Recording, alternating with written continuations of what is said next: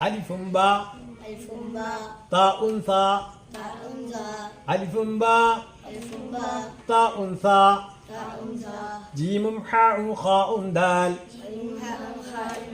جيم حاء خاء دال ذال راء زاي سين ذال راء زاي سين شين صاد ضاد طاء شين صاد ضاد طاء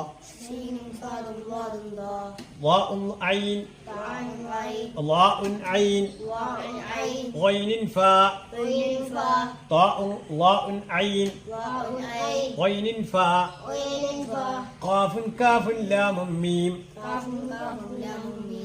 نون هاء واو يا ഇജായി അക്ഷരങ്ങൾ എത്ര ഉണ്ട്?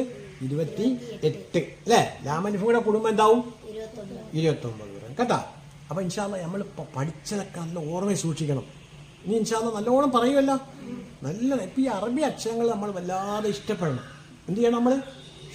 അതാ നമ്മൾ പറഞ്ഞ് അല്ലാഹയാണ് എനിക്കിഷ്ടം, 5 നേരം അതോർത്തില്ലേ നഷ്ടം, മുത്തുനബിയോടാണ് എൻ്റെ സ്നേഹം, മുത്തു നന്മകളാണ് എൻ്റെ സർവം അല്ലേ?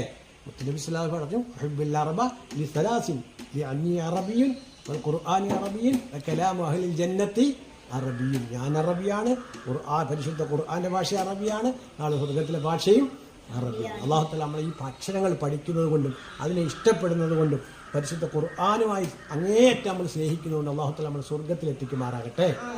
അസ്സലാമു അലൈക്കും വറഹ്മത്തുള്ളാഹി.